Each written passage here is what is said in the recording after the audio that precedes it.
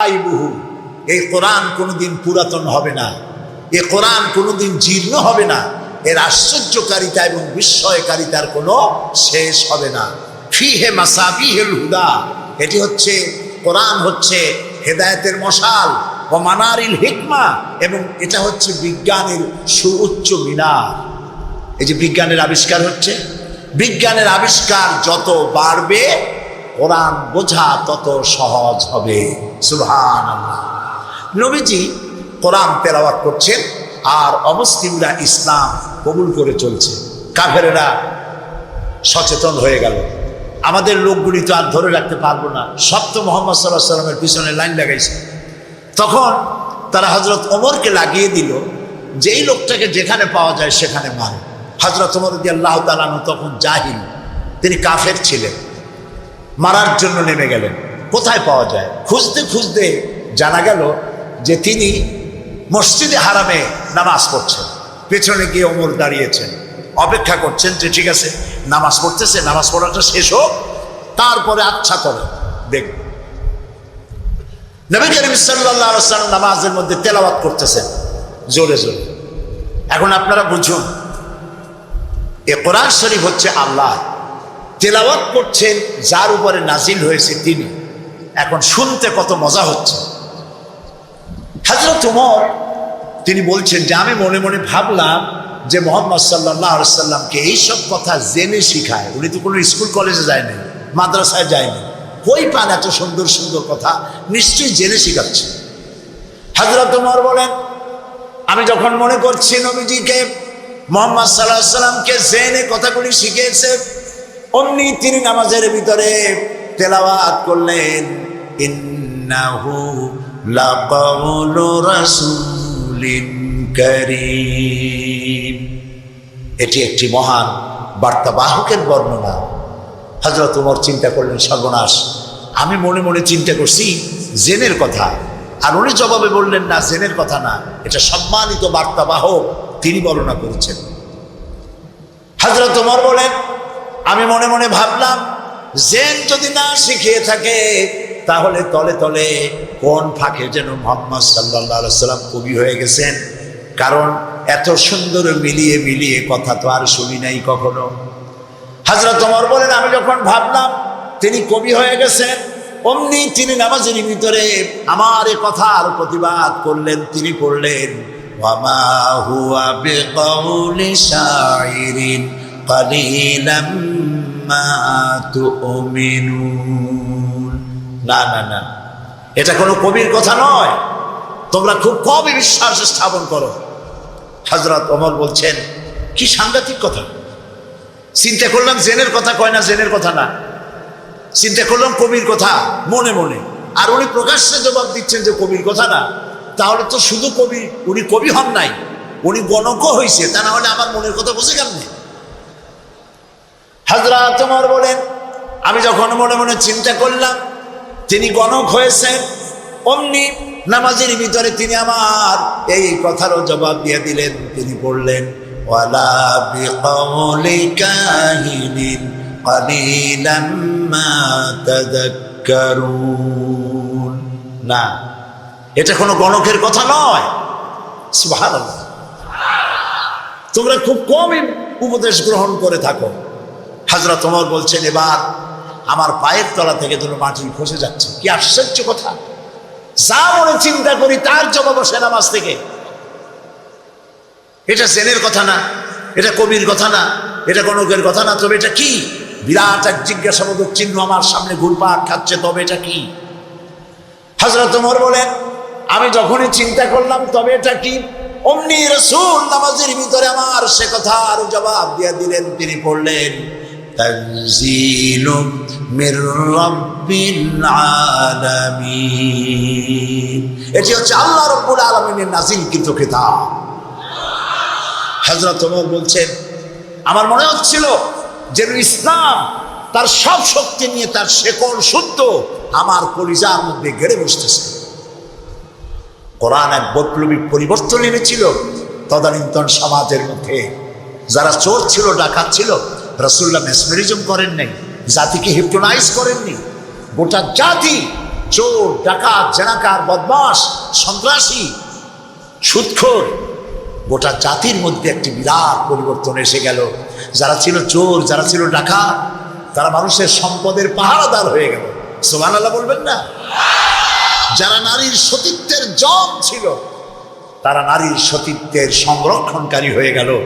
যারা যারা সুদভিত্তিক অর্থনীতি দিয়ে গোটা সমাজের সম্পদকে কক্ষিগত করেছিল, তারা কোরআনের সংস্পর্শে এসে সারা জীবনের সঞ্চিত সব সম্পদ অবারিত মুক্ত হস্তে গরিব জনসাধারণের জন্য দুহাতে বিলায় দিতে লাগলো। এই যে বিরাট পরিবর্তন আসলো, সেই পরিবর্তন আনার পেছনে কাজ করেছে যে কিতাবখানা, সেই কিতাবের নাম কোরআন। বলেন জোরে, কোরআন। এই কোরআন শরীফকে আল্লাহ তাআলা হেফাজত করার দায়িত্ব নিয়েছেন। বেদ বলেন, বাইবেল বলেন, সমস্ত ধর্মীয় পুস্তকগুলি উল্টাপাল্টা হয়ে গিয়েছে, কোনোটার অরিজিনালিটি নাই। আপনি চ্যালেঞ্জ করতে পারেন বুক ফুলাইয়া, বর্তমান বিশ্বে খ্রিস্টানদের কাছে যে বাইবেল আছে, লুক, যোহন, মার্ক, মথি, scripture, new testament, old testament বলতে যা কিছু বুঝায়, ওদের কাছে আল্লাহর কিতাব বলে তারা যে দাবি করে, চ্যালেঞ্জ হয়েছে বর্তমান যুগে খ্রিস্টানদের কাছে যে বাইবেল আছে এর মধ্যে একটি ওয়ার্ডও আল্লাহর নয়, সব তাদের বানানো। এই চ্যালেঞ্জের মোকাবেলা খ্রিস্টান জগৎ করতে পারে নাই। কিন্তু কোরআন শরীফ সম্পর্কে এই কথা কেউ বলতে পারবে না যে একটি অক্ষরও মানুষের তৈরি করা। সুবহানাল্লাহ। এটিকে হেফাজত করেছেন কে? আল্লাহ রাব্বুল আলামিন বলেন, ইন্না নাহনু নাযালনা যিকরা ওয়া ইন্না লাহু লাহাফিজুন। কোরআন নাজিল করেছি আমি, আর সংরক্ষণের দায়িত্ব আমি আল্লাহ আমার নিজ হাতে গ্রহণ করেছি। সুবহানাল্লাহ। কোরআন হেফাজতের ব্যবস্থা দেখুন, আল্লাহ তাআলা কোরআন হেফাজত করেছেন। সিন্ধুকের ভিতরে কলেন নাই, তাহলে পোকামাকড়ে খাইতে পারতো, নষ্ট করে ফেলতে পারতো। ব্যাংকের লকারে রাখেন নাই, লোহার সিন্ধুকে রাখলে এটা ড্যাম হতে পারতো, এটা ফাঙ্গাস পড়তে পারতো, এটা নষ্ট হয়ে যেতে পারতো। আল্লাহ তাআলা হেফাজতের এমন ব্যবস্থা করলেন যা পৃথিবীর কোনো জাতি ধর্মীয় গ্রন্থকে হেফাজতের এই ব্যবস্থা নাই। সেটা কি? সেটা হলো আলমারিতে নয়, সিন্ধুকে নয়, ব্যাংকের লকারে নয়, মানুষের মেমোরির ভিতরে, কলিজার মধ্যে, ব্রেনের মধ্যে আল্লাহ পাক কোরআনকে হেফাজত করে দিয়েছেন। এমন জায়গায় রেখেছেন যেখান থেকে ফাঙ্গাস পড়া অথবা পোকামাকড় ঢুকে, তেলা পোকা, উই পোকা, সার পোকা ঢুকে নষ্ট করবে এমন কোনো সম্ভাবনা নাই। চুরি হবে, ডাকাতি হবে, পরিবর্তন হবে এমন কোনো সুযোগ নাই। কোরআন মানুষকে মুখস্থ করা আল্লাহ সহজ করেছেন। সুবহানাল্লাহ। সূরা কামার, সূরা কামারের মধ্যে আল্লাহ রাব্বুল আলামিন 4 বার বলেছেন, ওয়ালাকাদ ইয়াসসারনাল কুরআনা লিযিকর ফাহাল মিন মুদ্দাকির। অবশ্যই কোরআন মুখস্থ করার জন্য আর বোঝার জন্য আমি আল্লাহ মানুষের কাছে সহজ করে দিয়েছি। সুবহানাল্লাহ। মানুষ এখন মুখস্থ করতেছে। কোরআন যারা মুখস্থ করছে তাদের সংখ্যা, এক জরিপে জানা গেছে সারা পৃথিবীতে কোরআন যারা মুখস্থ করেছে তাদের সংখ্যা 5 কোটি ছাড়াই গেছে। ময়মনসিংহে হাফেজ নাই, আছে সর্বত্র। সেবার লন্ডনে এক মাদ্রাসায় আমাকে দাওয়াত করা হলো, হেফজখানা। যারা মুখস্থ করেছে কোরআন তাদের মাথায় পাগড়ি পরাবার জন্য। এখন মাদ্রাসা মুখস্থ করা, কোরআন মুখস্থ করার মাদ্রাসা লন্ডনে হয়েছে। আলহামদুলিল্লাহ। কোন ইসলাম ডুবাই দেবো, মিটাই দেবো, যতই চিল্লা, এটা বন্ধ করার ক্ষমতা পৃথিবীর কোনো মানুষের নাই। এটা বন্ধ করার ক্ষমতা বুশের নাই, বুশের বাপেরও নাই। সুবহানাল্লাহ বলে। প্রিয় ভাই সব, সেই ইংল্যান্ডে আজ আর নাই যে ইংল্যান্ডে এখন থেকে 150 বছর আগে মাত্র একটা মসজিদ ছিল। সেই ইংল্যান্ডে এখন মসজিদের সংখ্যা 8000 ছাড়াই গেছে। কেমনি বন্ধ করবা ইসলাম? ফেরাউন যত চেষ্টা করছে মুসারে আসতে দেবে না। আল্লাহ মুসা আলাইহিস সালাম নিয়ে ফেরাউনের ঘরেই লালন পালন করছে, ঠিক কিনা? তো সেই মাদ্রাসার ছাত্রদেরকে মাথায় পাগড়ি পড়াতে 10-12 দিন ছেলে ছোট্ট একটা ছেলে আসছে, এতটুকু স্যার। আমি জিজ্ঞেস করলাম এ কি? আমি মনে করছি সে বোধহয় আন্দাজে আসছে পাগড়ি নেওয়ার জন্য। তাই বললো এ কি? বলে যে এর মাথায় তো পাগড়ি দিবেন কেন? কয় যত হাফেজ। আশ্চর্য, কত বয়স কত? কয় 7-7.5 বছর হবে। সুবহানাল্লাহ, আমার চোখে পানি এসে গেল। আমার কাছে মনে হলো যেন আল্লাহ তাআলা প্রশান্ত মহাসাগরকে একটা ঝিনুকের মধ্যে আল্লাহ তাআলা ঢুকাই দিয়েছে। কোরআনের হেফাজতের মালিক কে? আরো জোরে বলুন। তিনি হেফাজতের দায়িত্ব নিয়েছেন। এখন এই কোরআন থেকে আমি কিছু কথা আলোচনা করতে চাই স্বল্প সময়ের মধ্যে। আলোচনা করব সেই জায়গা দিয়ে যেই জায়গাটির দিকে আলোচনা করলে পরে আমাদের আকীদা দুরস্ত হয়ে যাবে। আল্লাহ তো সংখ্যা বেশি চান না, আল্লাহ চান কোয়ালিটি। কোয়ান্টিটির প্রয়োজন না, কোয়ালিটির প্রয়োজন। 313 জন মুসলমান দিয়ে যা হয়েছে, আজকে পৃথিবীতে 150 কোটি মুসলমান দিয়ে তা হচ্ছে না। ঠিক কিনা বলেন? সত্য কিনা? এমন সময় তো ছিল যখন মুসলমানেরা একটা খেজুর ছিঁড়ে ছিঁড়ে 8-10 জন দাঁতে লাগাইয়া চাবাইছে। এক গ্লাস পানি অনেকজন মানুষের ঠোঁট ভিজিয়ে তারপরে লড়াই করেছেন। এরপরে গোটা পৃথিবীর অর্ধেকটা পৃথিবী মুসলমানদের পায়ের উপরে চুমো খেয়েছে। আজ মুসলমানের সংখ্যা বেড়েছে কিন্তু কোয়ালিটি বাড়ে নাই। কোয়ালিটি বাড়াবার জন্য ফাউন্ডেশন হচ্ছে তাওহীদ, তাওহীদে বিশ্বাস, শিরক থেকে বাঁচা আর তাওহীদে বিশ্বাসে স্থাপন করা। এই আকীদা যদি মজবুত না হয় তাহলে আমাদের সংখ্যা যতই বাড়ুক, কাফের এবং দুশমনদের সামনে আমরা হেয় প্রতিপন্ন, লাঞ্ছিত হতে বাধ্য হব। সেই জন্য আমি আপনাদের সামনে একটি জায়গা থেকে আলোচনা করতে চাই। তার আগে শয়তানের ওয়াসওয়াসা থেকে পানাহ চেয়ে নিতে হবে, কারণ শয়তান চায় না যে আমরা আল্লাহর কথা শুনি। শয়তান কি চায়? সেই জন্য আল্লাহ তাআলা বলেছেন কোরআন তেলাওয়াতের সময় সূরা লোকমান 2 রুকু, ওয়ালাকাদ আতাইনা লুকমানাল হিকমাতা আনিশকুর লিল্লাহ ওয়া মান ইয়াশকুর ফাইন্নামা ইয়াশকুরু লিনাফসিহি ওয়া মান কাফারা ফাইন্নাল্লাহা গানিয়্যুন হামিদ। وإذ قال لقمان لابنه وهو يعظه يا بني لا تشرك بالله إن الشرك لظلم عظيم। صدق الله العظيم। দুটি আয়াত আমি আপনাদের সামনে তেলাওয়াত করেছি। অর্থ হচ্ছে, আর অবশ্যই আমি লোকমানকে জ্ঞান দান করেছি এবং তাকে বলেছি যে তুমি আল্লাহর প্রতি কৃতজ্ঞ হও। ওমাই ইয়াশকুর ফাইন্নামা ইয়াশকুরু লিনাফসি, আর যে ব্যক্তি কৃতজ্ঞ হয় সে তার নিজের জন্যই কৃতজ্ঞতা প্রকাশ করে। ওমান কাফারা, আর যে ব্যক্তি অকৃতজ্ঞ, ফাইন্নাল্লাহা গানিয়্যুন হামিদ, আর জেনে রেখো আল্লাহ তাআলা কারো কৃতজ্ঞতার, কারো প্রশংসার মুখাপেক্ষী নন। তিনি হামিদ, নিজের থেকে নিজেই প্রশংসিত। এটি হলো আমার তেলাওয়াতকৃত আয়াতের তরজমা। এখন এই আয়াত থেকে কিছু কথা আমি আপনাদের সামনে আলোচনা করতে চাই। ফ্যানটা আমার দিকে একটু ডাইরেক্ট করুন। সেটা হলো এই, আল্লাহ তাআলা বলছেন ওয়ালাকাদ আতাইনা লুকমানাল হিকমা, আমি লোকমানকে জ্ঞান দান করেছি। লোকমান সম্পর্কে আমাদের অনেকের ধারণা যে লোকমান ছিলেন পয়গম্বর বা নবী বা রসুল ছিলেন। এটি ঠিক নয়। হযরত লোকমান নবী না, রসুল না, তাকে আল্লাহ জ্ঞান দান করেছিলেন। কে জ্ঞান দান করেছিলেন বলুন? আল্লাহ তাআলা তাকে জ্ঞান দান করেছিলেন। হযরত লোকমান ছিলেন একজন বাদশার, একজন রাজার, তিনি ছিলেন কৃতদাস। এখন একদিন বাদশার কাছে খবর একেবারে নাউজুবিল্লাহ, শুনেছেন এরকম? একজন বলেছে মৃত্যুর পরে আরেকটা জীবন আছে, কবর আছে, হাসর আছে, বিচার আছে, সিরাত আছে, মিজান আছে, বেহেশত আছে, দোজখ আছে। আর এক নবী বলছেন নাও থাকতে পারে। এরকম হয়েছে? হয় নাই। আদম আলাইহিস সালাম থেকে মুহাম্মদ সাল্লাল্লাহু আলাইহি সাল্লাম পর্যন্ত সমস্ত নবীদের কথা কয় রকম? স্লোগান কয়টা?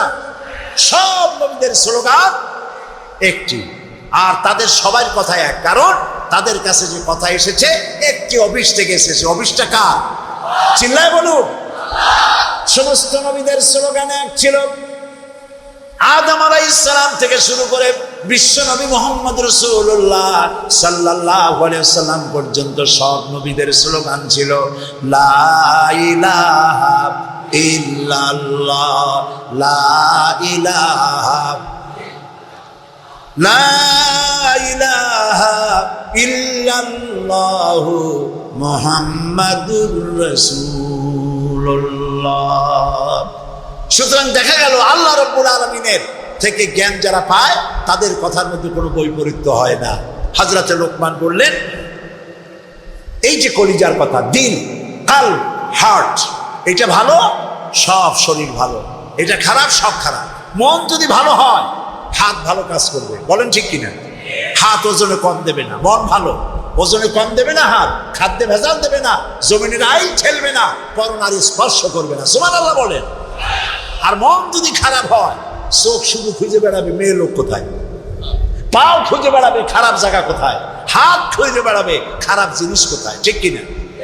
মন ভালো সব ভালো। এই দিল আবার তিন প্রকার হয়। দিল কয় প্রকার? তিন প্রকার। কোরআন থেকে বলছি, দিল তিন প্রকার: সুস্থ দিল, অসুস্থ দিল, মৃত্যু দিল। এই তিন প্রকারের দিল। এখন আসুন অ্যানালাইসিসের মাধ্যমে আমরা দেখি আমাদের কোন দিল। সুস্থ দিল কাকে বলে? আল্লাহ রাব্বুল আলামিন বলেন, আল-ইয়াওমা লা ইয়ানফাউ মালুন ওয়ালা বানুন ইল্লা মান আতাল্লাহা বিকলবিন সালিম। এটি হলো সুস্থ দিল। সেই কিয়ামতের দিনে মাল, ধন, সন্তান, সন্ততি কোনো কাজে আসবে না, শুধু উপকারে আসবে প্রশান্ত আত্মা নিয়ে। কেউ যদি প্রশান্ত কাল্ব নিয়ে কেউ যদি আল্লাহর দরবারে উপস্থিত হয়, সেই দিলটা কাজে লাগবে। এটা হলো সুস্থ দিল। অসুস্থ দিল কোনটা? ফি কুলুবিহিম মারাদুন ফাযাদাহুমুল্লাহু মারাদা। তাদের দিলের মধ্যে ছিল একটি রোগ, সেই রোগকে আল্লাহ আরো বৃদ্ধি করে দিলেন। অসুস্থ দিলের নমুনা কি? ওয়াজ ভালো লাগে, সিনেমাও খারাপ লাগে না, মসজিদও ভালো লাগে, কীর্তনও খারাপ লাগে না। এই যে দুইটা ভালো লাগে, এটি হলো অসুস্থ দিল। এটার নাম কি? আছে না আমাদের সমাজে? কয় যে হুজুর ওয়াজ শুনতে খারাপ লাগে না, কিন্তু গান যখন শুনি তাও মজা লাগে। মসজিদও ভালো লাগে, সিনেমাও খারাপ লাগে না। আছে না এরকম লোক? আছে। এটা কেন? এটা হলো এই জন্য যে ইমানের মধ্যে জং ধরে গেছে। সাপে যদি রাত্রে কামড়ায়, রাতের বেলায় সাপে কামড়াইছে, ওঝার কাছে যায় লোকেরা। মোমেন শাহীতে ওঝা আছে না?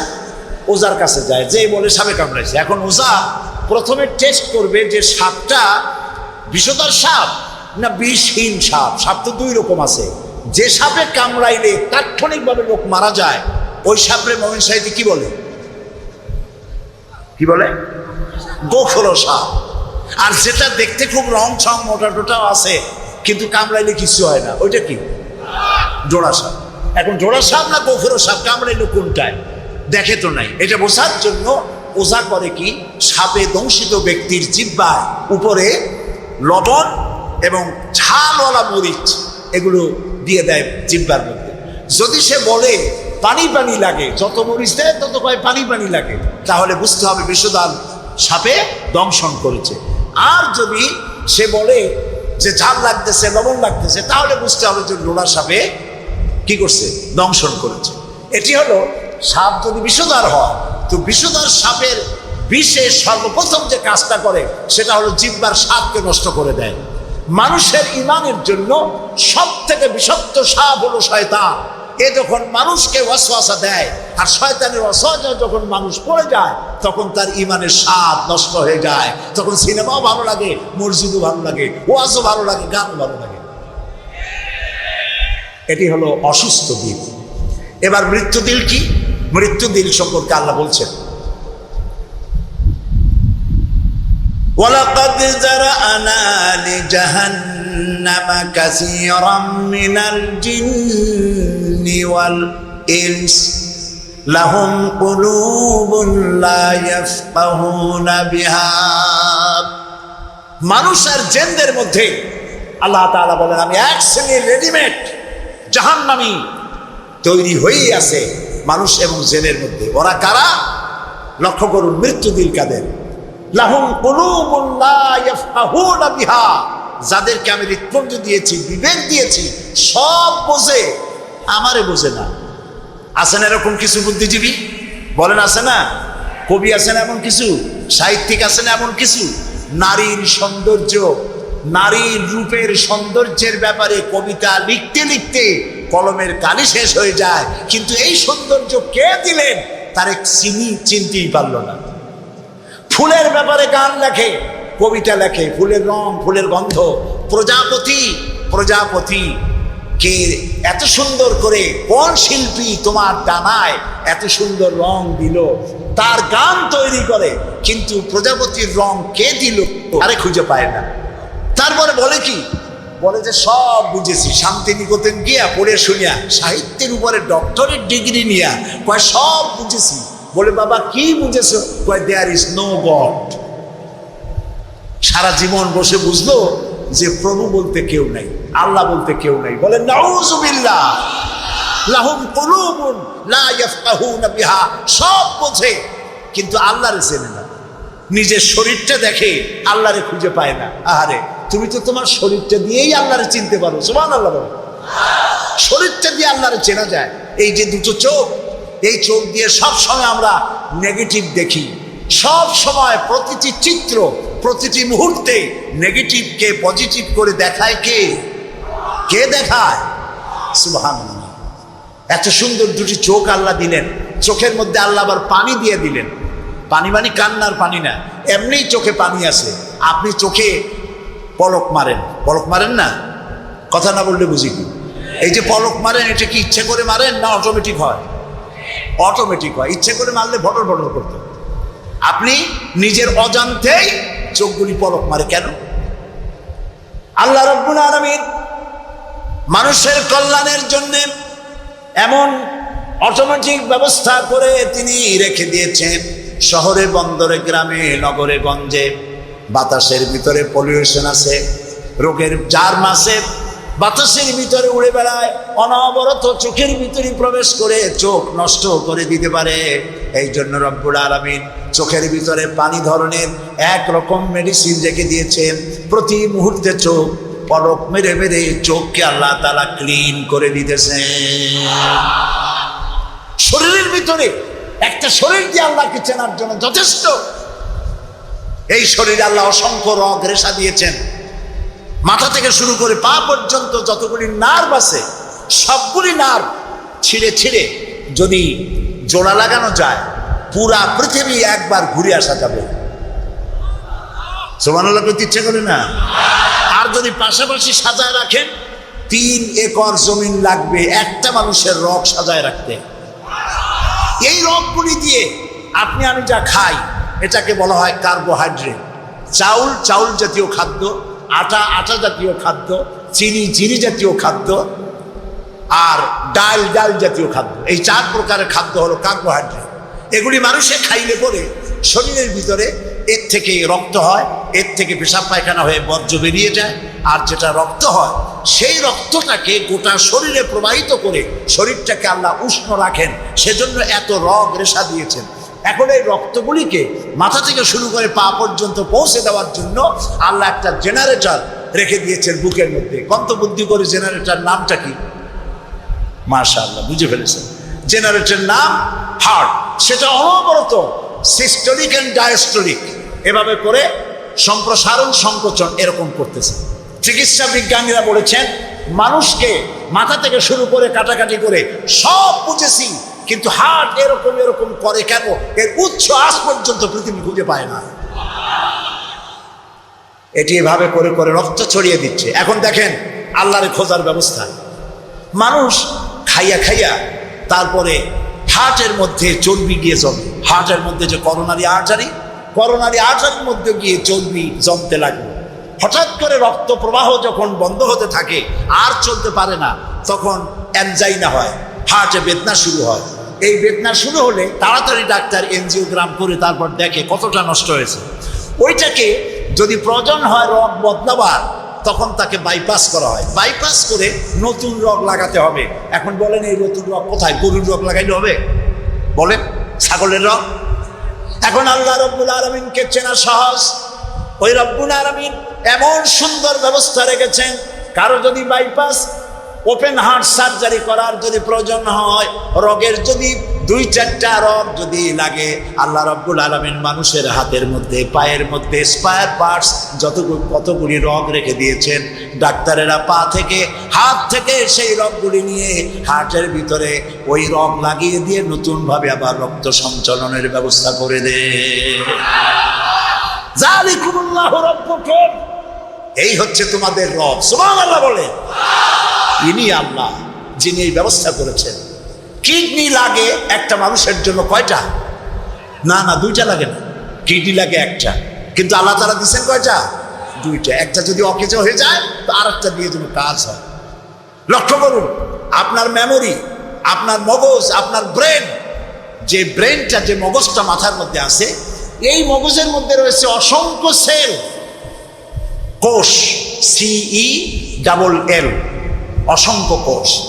মেমোরি কোষ, বুদ্ধির কোষ, শোকের কোষ, সুখের কোষ, অনুভূতির কোষ, মানে আপনার জন্য, এরপরে ডাটা ইনফরমেশন রক্ষা করার জন্য কোষ। অনেকগুলি সেল আছে। মেমোরি সেল যেটা আছে মগজের মধ্যে, সারা পৃথিবীর সকল ডাটা, সকল ইনফরমেশন, সকল তথ্য যদি আপনার মেমোরিতে আপনি ঢুকান, এই মেমোরি সেলে এত জায়গা, পৃথিবীর সব ডাটা ঢুকাবার পরেও 100 ভাগের 1 ভাগ জায়গা ভরবে না। দেখুন অবস্থা। আপনি বসে আছেন চেয়ারে, অবশ্যই কাজ করছেন, হঠাৎ করে অনুভব করলেন কে যেন জামা গেঞ্জি ফুটো করে আপনার পিঠের মধ্যে নিডেল ঢুকাই দিছে। কে দিল? কে দিল? ও, তাও তো বুঝে ফেলেছে, মশা। জামা কাপড় সুদ্ধা নিডেল ঢুকাই দিছে। আপনি কিন্তু টের পাইছেন না? টের পান নাই? টের পেয়েছেন কিনা? এই টের পাওয়ার জন্য আল্লাহ রাব্বুল আলামিন চামড়ার মধ্যে অসংখ্য কোটি কোটি লোমকূপ সৃষ্টি করেছেন। লোমকূপ দিয়ে ঢুকলো, আপনি টের পেয়ে গেছেন। টের পাওয়ার সাথে সাথে এই খবরটা চলে গেছে বুদ্ধির কাছে। বুদ্ধির একটা সেল আছে না ব্রেনে, আপনার ওই যে মগজের মধ্যে, ওইখানে চলে গেছে খবর যে পিঠের মধ্যে একজন ইনজেকশন করতে গেছে। বুদ্ধির সেল সাথে সাথে হাতের উপরে ফ্যাক্স পাঠায়, ফ্যাক্স থার্ড করে মারিয়ে দিয়েছে পিঠের উপরে, মশার গোষ্ঠী সাফ হয়ে গেছে। সময় লাগে নাই 1 সেকেন্ডও, সাথে সাথে অ্যাকশন, ডাইরেক্ট অ্যাকশন। সুবহানাল্লাহ।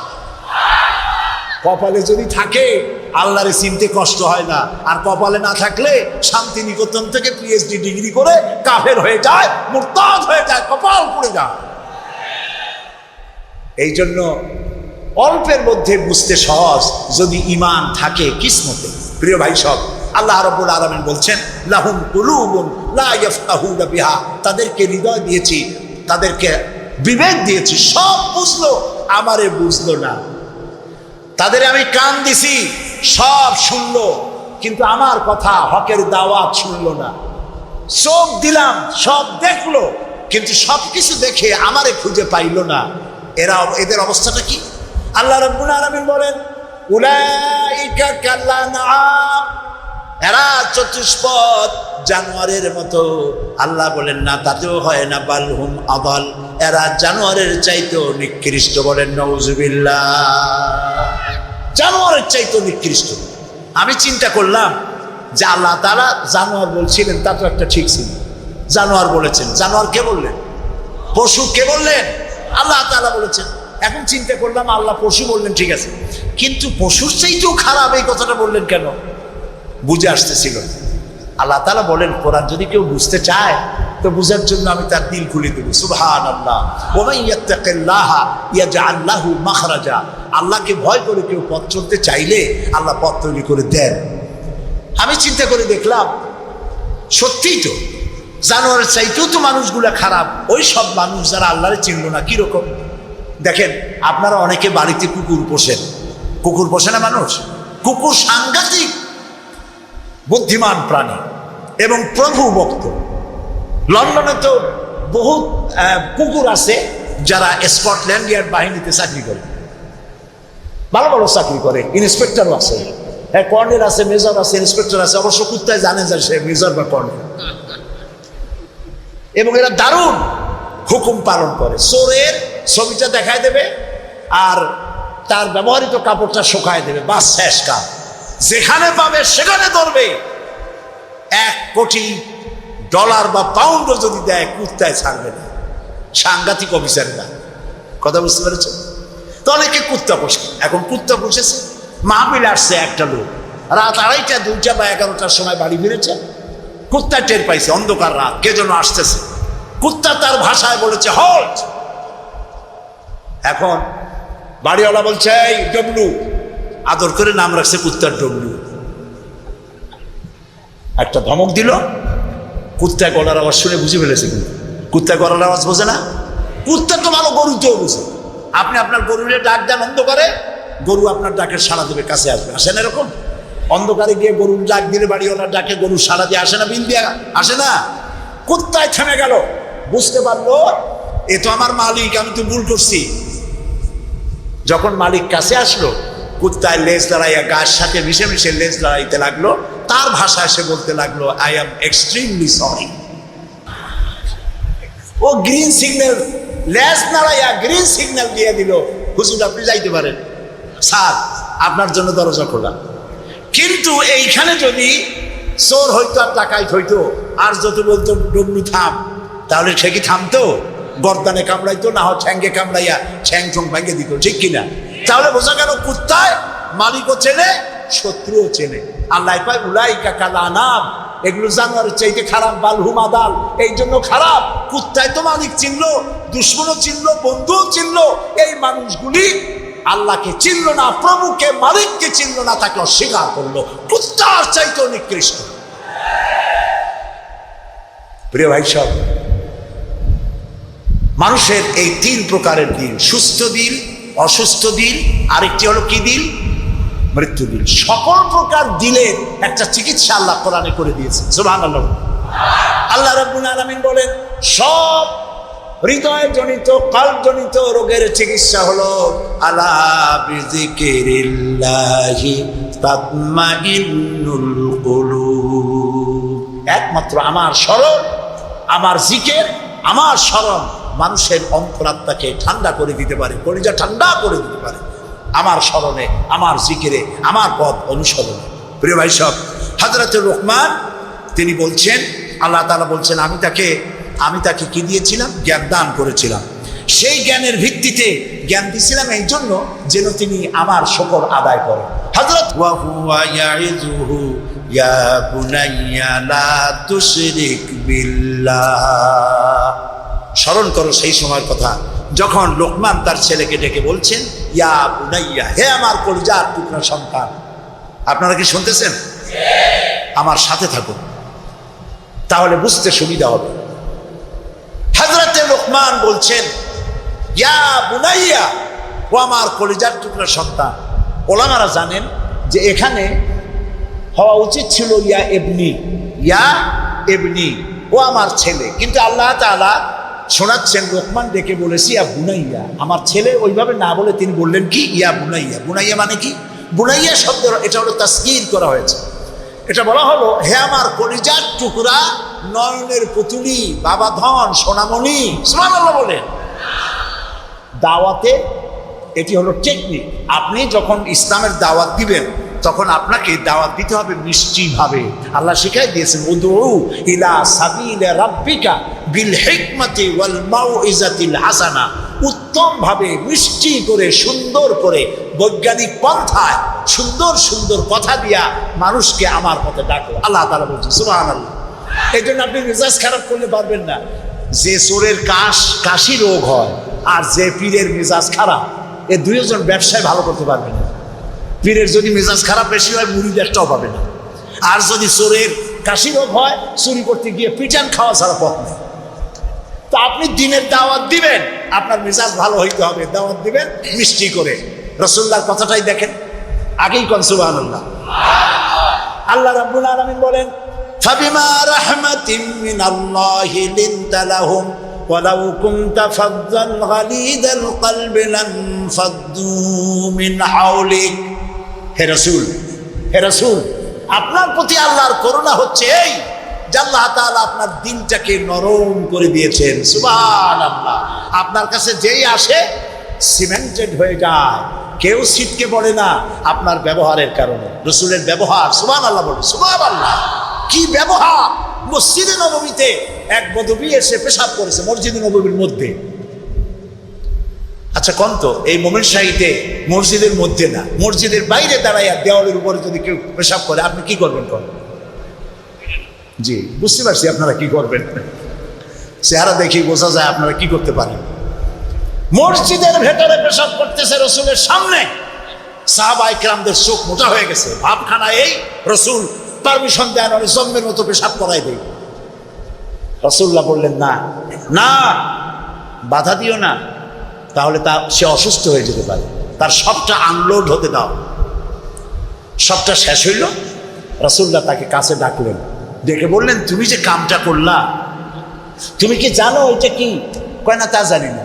তিনি বললেন এটা হলো মসজিদ, আমরা এখানে আল্লাহর সেজদা দেই, তোমার যখন এই কাজের দরকার হবে তখন বাইরে গিয়ে করবা। তোমাদের উপাসনালয় আছে না? কয় যে আছে, তো সেইখানে যদি এই কাম কেউ করে তাহলে তোমার কেমন লাগবে? এই কাজটা কখনো করবা না। লোকটি বলল আমি তো শুনেছিলাম আপনি বাদশাহ, তা আমি এখন বুঝলাম আপনি বাদশাহ না।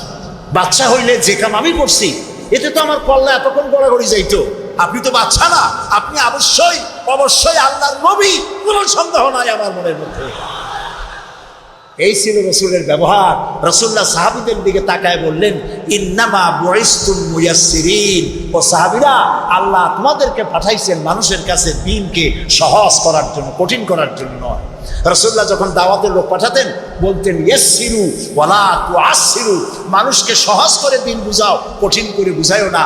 বাশশিরু ওয়ালা তুনাফিরু, বেহেশতের খবর দিয়া মানুষকে দ্বীনের পথে ডাকো। জাহান্নাম জাহান্নাম, এটা করলে জাহান্নাম, সেটা করলে জাহান্নাম, জাহান্নামের ভয় দেখিয়ে মানুষকে দ্বীনের রাস্তা থেকে সরিয়ে দিও না। সুবহানাল্লাহ। এই ছিল রসুলের ব্যবহার। তাই মানুষকে দাওয়াত দেওয়ার সময় টেকনিকটা, লোকমানের দাওয়াত ছেলের প্রতি আল্লাহ কত পছন্দ করেছেন। তিনি ডেকে বলছেন ইয়া বুনাইয়া, ও আমার কলিজার টুকরা, আমার বাবা, আপনি নিজে আছে না মোমেন শাহীদ এমন বখাটে ছেলে, মাথায় উল্লুকের মতো চুল, হাতে ভাল্লুকের মতো নখ, গলায় সোনার সেন, এরকম মোমেন শাহীদে নাও থাকতে পারে। কিছু পোলাপান আছে মাথায় চুল চুল রাখিয়া একটা কেমন কেমন ভাব, তারপরে গলায় মোটা সোনার চেন, পৌষ মাসের শীতেও সামনের 2-3টে বোতাম খুলে তো লোকেরা যেন বসে উনি একখান কিছু ঝুলাইছে। এইরকম ছেলেকে যদি আপনি তো রাগ করে আছেন, ছেলে আপনার কথা শোনে না, যদি ভাত খাওয়ার সময় ডাকেন সোনামণি, বাবা, কলিজার টুকরা, নয়নের পুতুলি, আব্বু, একটু কাছে আয়, আরে ও যত বড় খারাপ হোক আপনার পায়ের কাছে চলে আসবে। আপনি ওর কপালে একটা চুমা দেন, ওর গালে একটা চুমা দেন, আব্বু এই যে তুমি জামা কাপড় পরছো এগুলো মাইকেল জ্যাকসনের জন্য শোভা পায়, তুমি রসুলের উম্মত, মুসলমান মায়ের পেটে আসছো, এটা তোমার জন্য শোভা পায় না, আব্বু এই কাজটা তুমি করো না, আমার অসম্মান হয় সমাজে। এই কথা বললে হাজার রাত ও শোনার চাইতে আপনার এই মধুর ডাকে আপনার ছেলেকে হেদায়েত হতে পারে। হযরতে লোকমান এইটা শিখাইছেন, ইয়া বুনাইয়া, ও আমার কলিজার টুকরা সন্তান। নসিহত শুনে মনে হয় যে ছেলে খুব ছোট, কিন্তু আসলে ছোট না, ছোট ছেলের এত বড় নসিহত করা যায় না। নসিহতের গুরুত্ব বুঝে বোঝা যায় ছেলে ছোট না ছেলে বড়, কিন্তু ডেকেছেন তিনি সোনামণি বলে। যেমন আমাদের দেশে খোকা আছে, গেদা আছে, আমাদের বরিশালে পিরোজপুরে বাচ্চা ছেলেদেরকে আদর করে ডাকে গেদা, আর বেশি আদর করলে কয় গেদু। মোমেন শাহীদে কি কয়? খোকা কয় না? খোকা বা গেদা কিছু বলে তো বাচ্চাদেরকে? গেন্দা, গেন্দা তো আরো মজা। এখন গেন্দা, জি, তো খোকারে ডাক দিল, এই খোকা, গেন্দু, আরে মেহমান আসছে, একটু চাটা নিয়ে আয়। মেহমান মনে করে গেন্দু বুঝি খুব ছোট, গেদা খুব ছোট। গেদা যখন চা নিয়ে আসলো দেখা গেল গেদা শুধু ছোটই না, শুধু নিজে গেদা না, কয়েক গেদার বাপও। হযরতে লোকমান ছেলেকে আবেগ ভরা মন দিয়ে ডাকতেছেন, ইয়া বুনাইয়া, ও আমার কলিজার টুকরা সন্তান, শোনো, লা তুশরিক বিল্লাহ, আল্লাহর সাথে কাউকে শরীক স্থাপন করো না। জোরে বলেন সুবহানাল্লাহ। প্রথম দাওয়াত। আমার উচিত ছিল আমার সন্তানকে এই কথা শেখানো যায়, আল্লাহর সাথে শরীক করবা না। ইন্না শিরকা লা যুলমুন আযীম, শিরক হচ্ছে মস্ত বড় জুলম। কে বলেছে? জুলুম কারে বলে? ওলামারা বুঝবেন। জুলম বলা হয় ওয়াদউশ শাই ফি গায়রি মুহাল্লি, যেখানে যে জিনিস রাখার নয় সেইখানে সেই জিনিস রাখার নাম জুলম। যেমন এই টুপি রাখার জায়গা কোথায়? মাথায়। যদি হাঁটুর উপরে থুই তাহলে টুপির উপরে কি করা হলো? জুলুম করা হলো। নৌকা রাখার জায়গা কোথায় বলেন? সেইটা যদি রাস্তার উপরে টানায় থই তাহলে নৌকার উপরে কি করা হয়? জুলুম করা হয়। যে জিনিস যেখানে রাখার ওটা সেখানে রাখতে হবে, উল্টা করলে কি হবে? জুলুম হবে। হযরতে লোকমান বলছেন ইন্না শিরকা লা যুলমুন আযীম, শিরক হচ্ছে মস্ত বড় জুলম। তাহলে শিরকটা কি? শিরক হলো আল্লাহর কাছে যেসব সাহায্য পাওয়া যায় ওই সব সাহায্য অন্যের কাছে চাওয়া যাবে না। সাহায্য ওয়াইজা সাআলতা ফাসআলিল্লাহ ওয়াইজা ইসতাআনতা ফাসতাইন বিল্লাহ ক্বালা নবী সাল্লাল্লাহু আলাইহি ওয়াসাল্লাম। নবী করিম সাল্লাল্লাহু আলাইহি ওয়াসাল্লাম বলেছেন কিছু চাইতে হলে কার কাছে চাও? অন্যের কাছে চাইলে কি হবে? শিরক হবে। কোনটা একটু একটু বোঝেন। আপনারা বিরক্ত হচ্ছেন না তো? নিতান্ত পেশাব পায়খানার বেগ না হলে মানুষের মধ্যে দিয়ে হাঁটবেন না, একটু বলে নিলাম। আমি আপনাদেরকে কাউকে কষ্ট দিতে চাই না। নিতান্ত প্রচন্ড পেশাব পায়খানার চাপ না হলে মানুষের মধ্যে দিয়ে হাঁটা ঠিক না। মুসলমানদেরকে কষ্ট দেওয়াও কবিরা গুনার শামিল। তো আল্লাহ তাআলার সঙ্গে চাইলে পরে চাওয়াটাই শিরক নয়। যেমন আমার ঘরে অনেক সময় মেহমান আসে, আমার ঘরে চা বানাবো, চিনি নেই, তখন আমার ঘরের কাজের লোককে বলা হয় দোতলায় যাও বা তিনতলায় যাও, একটু চা, একটুখানি চায়ের পাতা বা একটুখানি চিনি চাই নিয়ে আসো। এটা কিন্তু শিরক না। আমি বাড়ি বানাইতেছি, টাকায় কুলাইতে পারছি না, আমি দেলোয়ার হোসেন খান দুলু ভাইকে বললাম ভারী তেমনি বাচ্চা দেবো, সুবহানাল্লাহ বলে। আল্লাহ তাআলা কিছু করতে চাইলে তিনি তো কুন ফায়াকুনের মালিক। দুইটা অক্ষর কোন, কাফ আর নুন। কোন, আল্লাহ বলেন কোন, দেনান দেয়ার হয়ে যায়। সুবহানাল্লাহ। আল্লাহ তাআলা মানুষ বানাবেন, বাপ মা কিছু দরকার নেই, খালি কতটুকু মাটি হইলি ইনশাআল্লাহ। পারছে কিনা বানাইতে? বলেন নাম কি?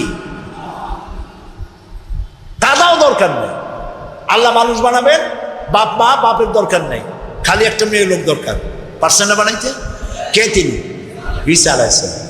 ফাআলুল লিমা ইউরিদ, যা খুশি তাই তিনি করতে পারেন। এই আল্লাহরে থুইয়া তোমরা যাও কই? ফাইনা তাযহাবুন, কোথায় যাও? মুসলমানেরা বোঝে না।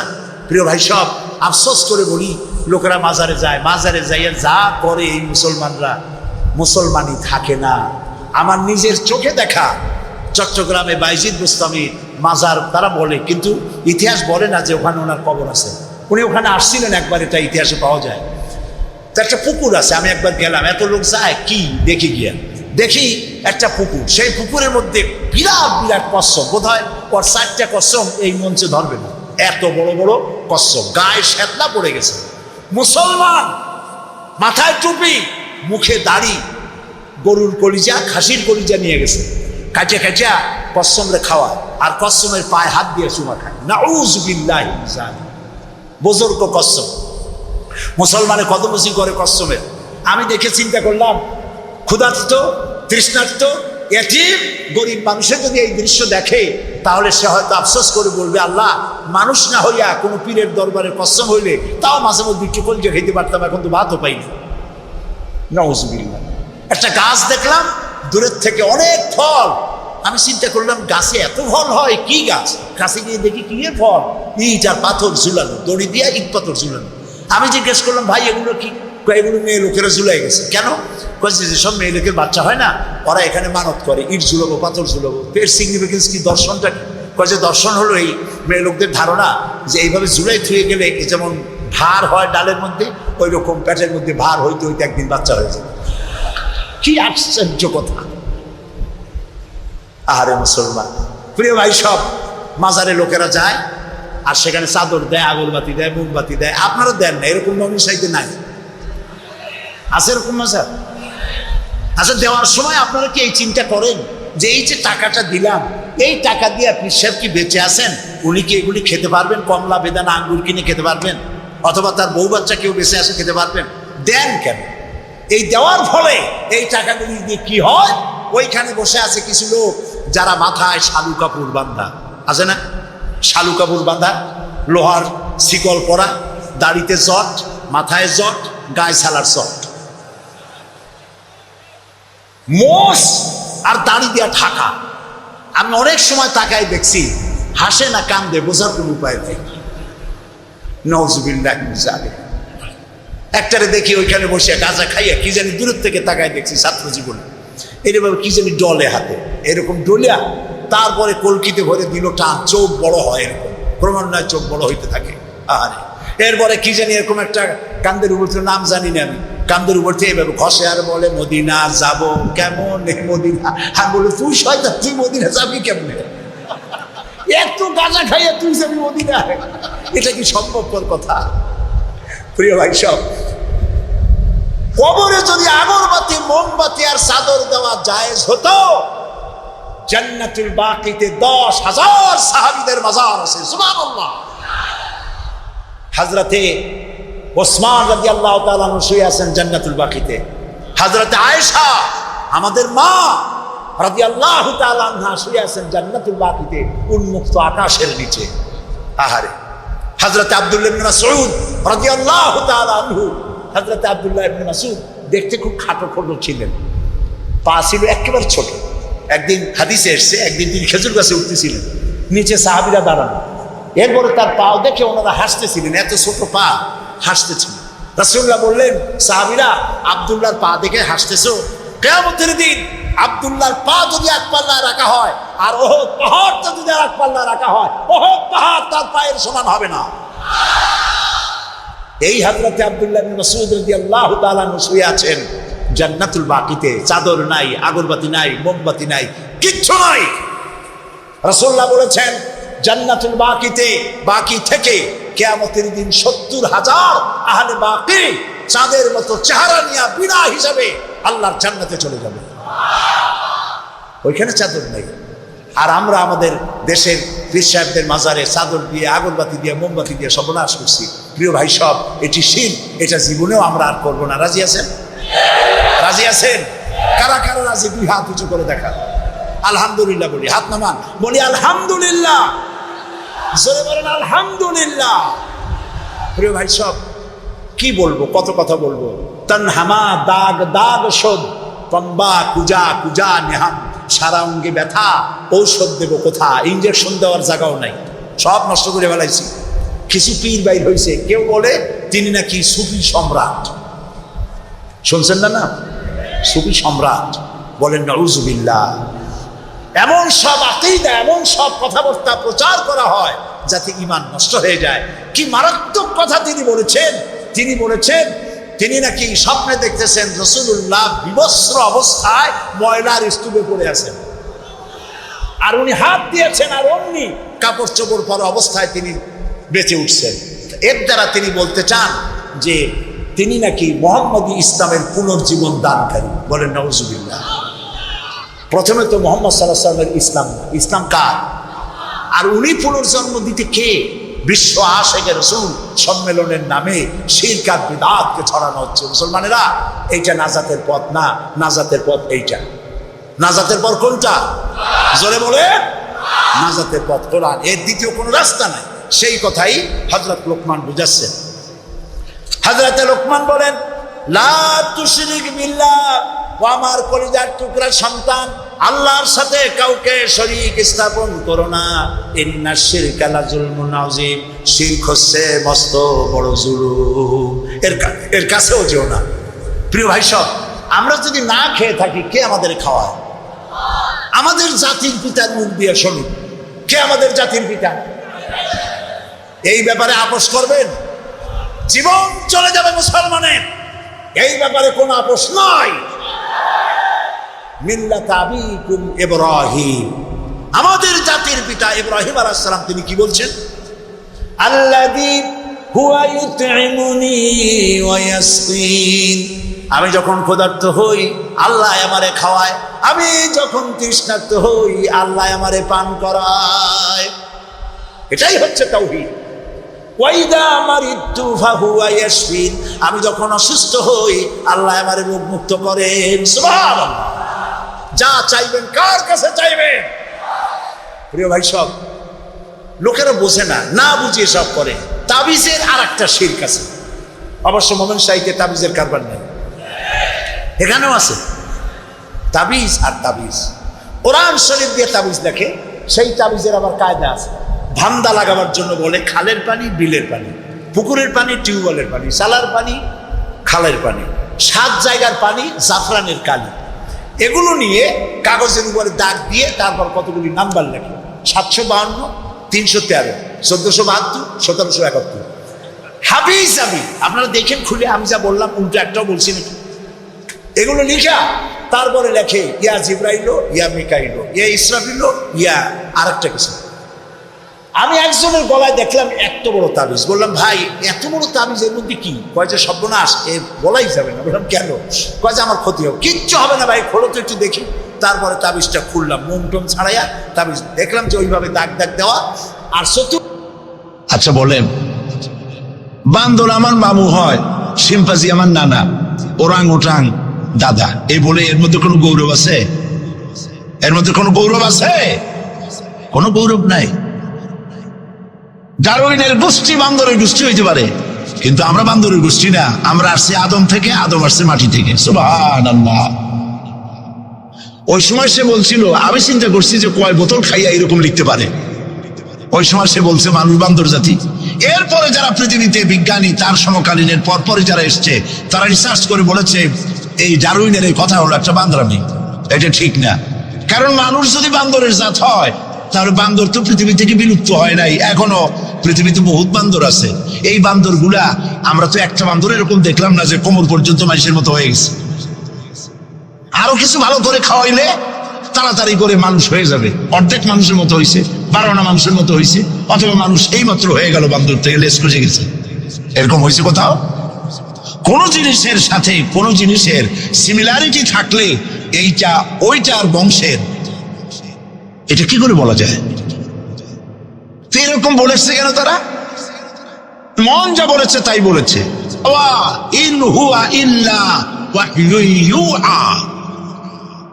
আল্লাহ পাক বলছেন, নবী যা বলেন, কোরআনের নামে যা বলেন সব ওহী। তিনি নফস এবং প্রবৃত্তিকে অনুসরণ করে কোনো কথা বলেন না। আমি যা বলতে বলি তাই বলেন। সুবহানাল্লাহ। সুতরাং নবী করিম সাল্লাল্লাহু আলাইহি ওয়াসাল্লামের কাছে কোরআন এসেছিল এই কারণে যে কোরআন দিয়ে তিনি একটি সমাজ বিপ্লব করবেন, তাবিজ লিখবেন, এই জন্য কোরআন আসে নাই। বোঝেন কিনা কথা? এই যে দেখুন, আমার হাতে কোরআন শরীফ একটা আছে, ছাপা হয়েছে সুলেমানিয়া বুক হাউস, বাংলা বাজার, ঢাকা।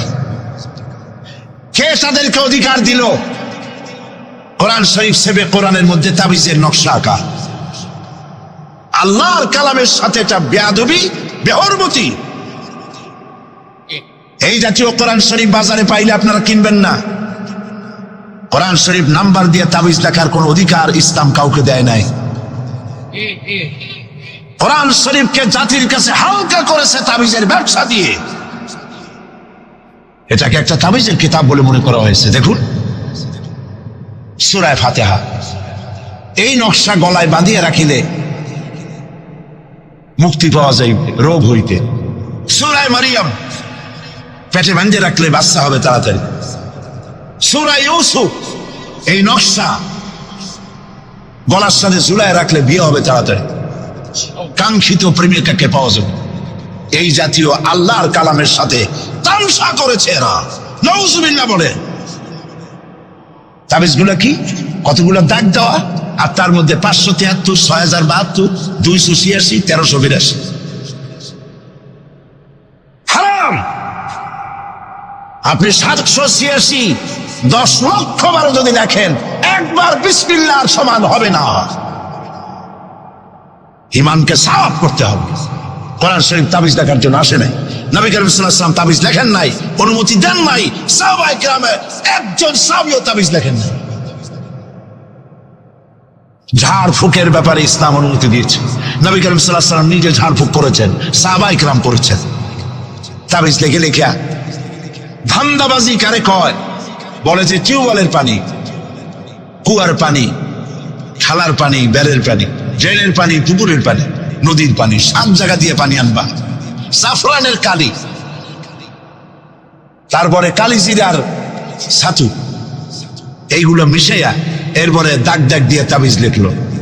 তারপরে লেখে এক এক পাশে ইয়া জিব্রাইল, ইয়া মিকাইল, ইয়া ইসরাফিল, ইয়া জিব্রাইল, হাবি জাবি কতগুলো লিখিয়া এই জাতীয় যা খুশি আল্লাহর ফেরেশতাদের নাম লিখে গলায় ঝুলাবার কোনো মানে নাই। এগুলি করে কোরআন শরীফকে বেহুরমতি করা হয়েছে। নাউজুবিল্লাহ বলেন।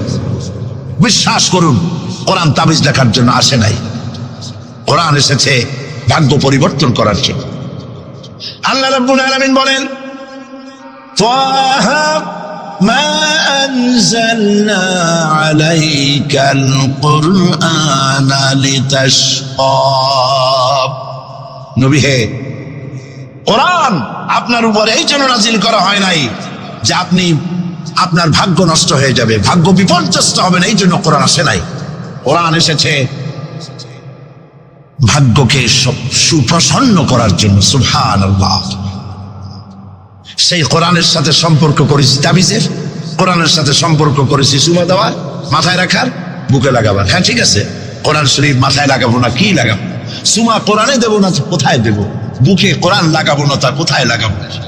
এটা ঠিক আছে, কিন্তু আপনি বলেন, আপনি ডাক্তারের কাছে গেছেন, আপনি রুগী, ডাক্তার আপনাকে প্যাথোলজিক্যাল টেস্ট করে আপনার ডিজিজ কি তা ফাইন্ড আউট করে আপনাকে দিয়ে দিল, কি দিল? প্রেসক্রিপশন।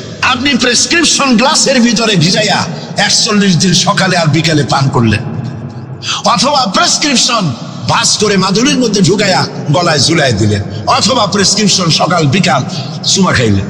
রোগ ভালো হবে? রোগ ভালো হবে? যদি কেউ প্রেসক্রিপশনের সাথে কোনো রুগী যদি এই ব্যবহার করে, তাহলে সেই রুগী সম্পর্কে আপনার চিন্তা, আপনার মত, আপনার রায়, আপনার ফতোয়া কি হবে বলেন? বলেন জোরে। এটা যদি আল্লাহ পাক যদি হন মহান চিকিৎসক, আর এটা যদি হয় সেই মহান চিকিৎসকের পক্ষ থেকে বিশ্ববাসীর সমগ্র রোগের জন্য মহা চিকিৎসাপত্র প্রেসক্রিপশন, তাহলে এই প্রেসক্রিপশনের সাথে যারা ওই জাতীয় ব্যবহার করে তাদেরকে কি বলবেন? এবারের ফতোয়া নিজের গায়ে পড়বে। বাচ্চা বড় হইতে পারে না, মায়ের পেট থেকে বাচ্চা আসছে, সমানে এতগুলো তাবিজ ঝুলাই দিছে গলায়।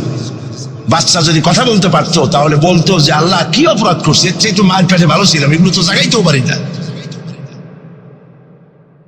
কতগুলো তাবিজ, এরপরে কালো সুতা, হলুদ সুতা, লাল সুতা কোথায় পাইছো? আজমির শরীফ থেকে আনছি। হারাম। পীর সাহেবদের কাছে যাওয়া হয় আর তারা ফু দিয়া সুতায় গিরে গিরে দিয়ে দেয়। হারাম। কেন সুতায় গিরে দিবেন? মুসলমান ছাগলের বাচ্চা নয় যে দড়ি দিয়ে সুতা দিয়ে আপনি বাঁধবেন। আপনাদের শরীরে যদি তাবিজ থাকে, বাড়ি যদি কারো থাকে, সব খুলে নদীতে ফেলে দেন। আলাইসাল্লাহু বিকাফিন আবদা। আল্লাহ পাক বলছেন, আমি কি আমার বান্দার জন্য যথেষ্ট নই? আলাইসাল্লাহু বিকাফিন আবদা। আমি আল্লাহ আমার বান্দার জন্য যথেষ্ট নই? চিল্লায় বলেন অবশ্যই যথেষ্ট। ওয়াইজা সাআলতা ফাসআলিল্লাহ ওয়াইজা ইসতাআনতা ফাসতাইন বিল্লাহ। যা বলার এক মহান সত্তার কাছে বলো, যা চাওয়ার এক মহান সত্তার কাছে চাও। তিনি কে? তিনি হচ্ছেন আল্লাহ পাক। সুবহানাল্লাহ বলেন, সুবহানাল্লাহ। প্রিয় ভাই সব, যারা মাজারে যায়, ওই যে মাজার আছে সিলেট শাহজালালের রহমতুল্লাহ আলাইহির মাজার, আজমিরে আছে খাজা মুঈনুদ্দিন চিশতি রহমতুল্লাহ আলাইহির মাজার, বাগদাদে আছে হযরত বড় পীর মহিউদ্দিন আব্দুল কাদের জিলানী রহমতুল্লাহ আলাইহির মাজার। বাংলাদেশ থেকে লোকেরা তাদের পয়সা করি আছে, সব জায়গায় যায়। কেন যায়? 15 বছর বিয়ে করছে, বাচ্চা হয় না, মামলা করেছে হাইকোর্ট, সুপ্রিম কোর্ট, সব জায়গায় বেকায়দা। ব্যবসা করে, খালি লাল বাতি জ্বলে, ওষুধপত্র খায়, রোগ ভালো হয় না, চলে গেল মাজারে। একটু সময়ের জন্য কমন সেন্সের কমন বাদ দিয়া শুধু সেন্স দিয়ে চিন্তা করেন। যার কাছে আপনি আপনার অভিযোগ বলতে গেছেন, এই তিনজন অলির কথাই ধরি, বাকিদের পরে ধরি। ওনাদের মাতৃভাষা কি? শাহজালাল রহমতুল্লাহ আলাইহির মাতৃভাষা কি? আরবি। বলেন কি? আরবি। ইয়েমেন থেকে তিনি এসেছিলেন, আরবি। খাজা মঈনুদ্দিন চিশতি রহমতুল্লাহ আলাইহির মাতৃভাষা আরবি। হযরতে বড় পীর আব্দুল কাদের জিলানী রহমতুল্লাহ আলাইহির মাতৃভাষা আরবি। আপনি গিয়ে বাংলায় বললেন, খাজা বাবা আমার তো 15 বছর বিয়ে করছি, বাচ্চা মোটে হয় না, এখন করবো কি? আপনার কথা খুব বুঝছেন তিনি, তাই না? খুব বুঝেছেন। গেল 1 নম্বর মিসফায়ার। 2 নম্বরে, আপনি যে কবরের কাছে গিয়ে এই কথাগুলি বলছেন, তিনি যে কবরে আছেন তার গ্যারান্টি কি? ওখানে তো তিনি নাও থাকতে পারেন। সাধারণ এমপি মন্ত্রী কোন জেলায় যদি যায়, সরকারের মেহমানখানা আছে, নাম কি? Circuit house. মেহমান সে আন্দাজের, সরকারের তেমন ব্যবস্থা আছে, ডাক বাংলা আছে, রেস্ট হাউস আছে, সার্কিট হাউস আছে, ঠিক না? 2 রকমের মেহমান। এক প্রকার হলো ভিআইপি, আর এক প্রকার হচ্ছে নিকৃষ্ট, চোর ডাকাত। এরাও সরকারের মেহমান। চোর ডাকাত, মুচ্ছা বদমাস, সন্ত্রাসী, ওরা যদি মেহমান হয়ে পুলিশে, এদের ধরবে কারা? এই মেহমানদের ধরবে পুলিশে। ধরে নিয়ে ওদের জন্য মেহমানখানা হলো হাজত। হাজতের মধ্যে থুয়ে দিবে, কনভিক্টেড হলে পরে জেলখানার মধ্যে ঢুকাই দেবে, ঠিক কিনা? আর যদি এমপি হয়, মন্ত্রী হয়, প্রধানমন্ত্রী হয়, তা থাকার জন্য প্রত্যেকটা জেলায় গভর্নমেন্ট সার্কিট হাউস করে রেখেছে। এই সব মন্ত্রী প্রধানমন্ত্রীর চাইতে ওলিউল্লাহ, আল্লাহর ওলি যারা, তাদের মর্যাদা আল্লাহর কাছে অনেক বেশি। তারা ইন্তেকাল করবেন আর আল্লাহ ওই মাটির মধ্যে ভালাই থাকবেন। আল্লাহর কোনো রেস্ট হাউস থাকতে নাই, আল্লাহর কোনো গেস্ট হাউস থাকতে নাই। হয়তো তিনি কবরে নাই, গেস্ট হাউসে তিনি আরাম ফরমাচ্ছেন। 2 নম্বর মিসফায়ার। 3 নম্বরে, কবরে যদি থাকেও তখন তিনি ঘুমে আছেন না চেতনে আছেন? যদি ঘুমের মধ্যে থাকে তাহলে 3 নম্বর মিসফায়ার, কোনো কামে লাগলো না। এই জন্য চাইতে হবে এমন মহান সত্তার কাছে যিনি কখনো ঘুমান না। লা তাখুযুহু সিনাতুন ওয়ালা নাওম, যার ঘুমও নাই, তন্দ্রাও নাই। কে তিনি? চিল্লায় বলুন। কলিজাটারে পরিষ্কার করেন, সাফ করে নেন। এভাবে সাফ করবেন, কোন মুনাফিক, কোন জিনজাফির আমার ভাগ্য ভালো বানাতে পারবে না, পারবে না, পারবে না। কোন মুনাফিক, কোন জিনজাফির ফু দিয়া আমার ভাগ্যকে বিনষ্ট করে দিতে পারবে না। খায়রিহি ওয়া শাররিহি মিনাল্লাহি তাআলা, আমার ভালো আমার মন্দ কেবলমাত্র এক মহান সত্তার মুষ্টির ভিতরে নিবদ্ধ, তিনি আল্লাহ রব্বুল ইজ্জত ওয়াল জালাল। গোটা আকাশ, গোটা জমিন যার মুঠার ভেতরে। মুসা আলাইহিস সালাম বলেছিলেন, আল্লাহ তুমি নাকি ঘুমাও না? আল্লাহ কই বিশ্বাস করো না? তো সাংঘাতিক কথা। এইভাবে ইব্রাহিম আলাইহিস সালাম আল্লাহরে বলছিলেন,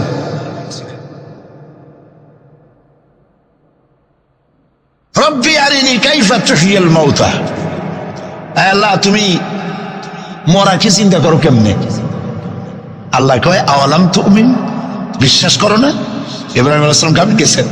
তিনি সাথে সাথে বললেন বালা। তিনি কিন্তু নাম বলতে পারতেন, যদি নাম বলতেন তো ভুল হইতো না। তো নাম আর বালার সমর্থবদ, তিনি বলতেন হ্যাঁ, কিন্তু নাম বলেন নাই, বলেছেন বালা। সাথে সাথে একটু দেরি করেন নাই। আল্লাহ প্রশ্ন করেছেন কত বড় লোক পেগম্বরের জন্য, আওয়ালাম তুমিন, বিশ্বাস করো না যে আমি মরার চিন্তা করতে পারি? ইব্রাহিম আলাইহিস সালাম বললেন বালা। এর অর্থ হচ্ছে হয় নট, কেন নয়, অবশ্যই বিশ্বাস করি। ওয়ালাকিন লিয়াতমাইন্না কলবি, তবে মূল বিষয় হলো যদি আমি চোখে দেখতাম, কানে শোনার, চোখে দেখা ব্যাপারটা একটু ভিন্ন। আল্লাহ বলেন বিশ্বাস যখন করছো, মরারে কেমনে চিন্তা করি আমি তোমাকে দেখাবো। সুবহানাল্লাহ, এই কোরআন শরীফের মধ্যে আল্লাহ বলেছেন। মুসা আলাইহিস সালাম বলছেন আল্লাহ তুমি নাকি ঘুমাও না, আল্লাহকে বিশ্বাস করো না? আল্লাহ বিশ্বাস করো, তবে বুঝি না জিনিসটা। মুসা আলাইহিস সালাম ভয় পেয়ে গেলেন। আল্লাহ রাব্বুল আলামিন বলেন ভয়ের কোনো কারণ নাই। এটি একটি উদাহরণের জন্য আমি তোমাকে গ্লাস নিয়ে দাঁড়িয়ে থাকতে বলেছিলাম। একটা গ্লাস হাতে নিয়ে কয়েকটা সেকেন্ড বা একটা মিনিটও দাঁড়াইতে পারলা না, হাতের থেকে ঘুমের কারণে ভেঙ্গে চুরমার হয়ে গেল।